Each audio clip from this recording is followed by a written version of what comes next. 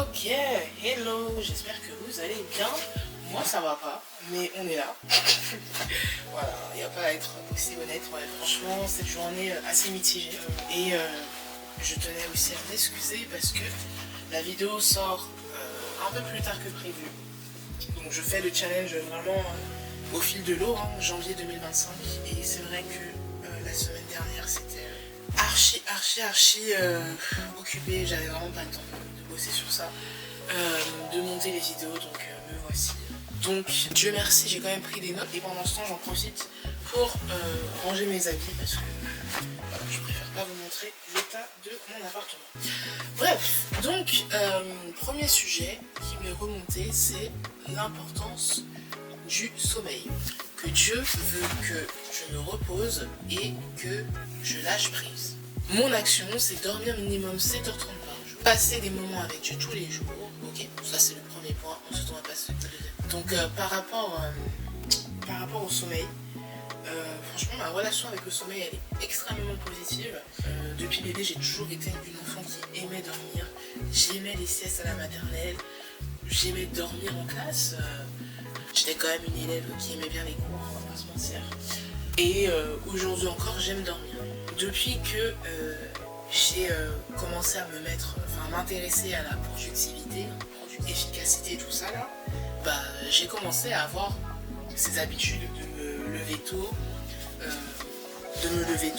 avant d'aller au boulot pour pouvoir travailler sur mes projets personnels. Et le truc c'est que, ok, je me lève tôt, mais je dors moins. J'étais arrivée à un stade où j'avais des routines en mode je me levais à 4h30 du matin et je dormais à 21h. Mais le truc c'est que, ok, je sais pas si j'avais 7 heures de sommeil, oui j'avais 7 heures, mais le truc c'est qu'à 21h, je rentrais de la fac, parfois il était 21h. Je me réveillais à 4h30 mais j'étais fatiguée en cours, je dormais en cours, enfin c'était vraiment un cercle vicieux. Franchement c'est bien de se dégager du temps, mais il faut aussi s'adapter à son rythme de vie, quoi. Et aujourd'hui vraiment je me force à avoir minimum 7h30 de sommeil parce que j'ai fait quelques expérimentations, j'essaie de dormir 6 heures, j'étais fatiguée, dormir 8 heures, franchement c'est trop, 7 heures, ça va mais je sens vite la fatigue, enfin je me sens quand même fatiguée, donc 7h30 c'est vraiment, je mets le minimum, ça sent super bon aussi, c'est le minimum quoi, pour que je puisse bien dormir et me sentir bien et pouvoir faire toutes les activités que je puisse faire quoi, durant la journée. Ensuite, oui, passer des moments avec Dieu, ça c'est vraiment quelque chose que j'inclus surtout maintenant, surtout ce mois-ci dans mes routines. Le matin, le soir, même si quand j'ai pas le temps je le fais dans les transports, c'est pas grave, mais je prends vraiment un temps pour ça, pour méditer, pour peut-être juste contempler, juste parfois je me pose, je regarde ma petite croix de Jésus et voilà, je prends du temps pour respirer, juste écouter, pas toujours parler, prendre mon temps et lâcher prise sur les situations.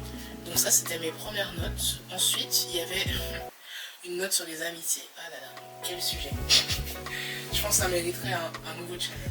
En tout cas ce que j'ai dit, ce que j'avais écrit à l'époque, donc il y a 4 ans, c'est que tu dois t'entourer des bonnes personnes qui te tirent vers le haut. Suis-je une personne avec qui développer une relation basée sur la confiance et le respect? Ouais, aujourd'hui ça fait vraiment écho sur les amitiés, sur le fait d'être entouré de personnes qui veulent ton bien et qui te le disent quoi. Qui te le disent et qui te le montrent. Donc c'est vraiment très important de s'entourer des personnes qui te poussent à aller plus loin quoi, qui te poussent à être une meilleure personne, qui s'intéressent à toi. C'est quelque chose où je sais que j'ai encore du boulot à faire et surtout aussi cette partie où est-ce que moi je suis une bonne personne pour mes amis? Est-ce que moi je suis une personne qui pousse mes amis vers le haut? Ça c'est aussi une question que je devrais poser à mes amis parce que c'est pas juste dans un sens, c'est pas juste les autres qui sont mauvais et toi t'es l'ange. Moi aussi je sais que j'ai des défauts et j'utilise aussi ce temps, ce mois-ci pour mettre les choses au clair. C'est challengeant mais ça fait du bien.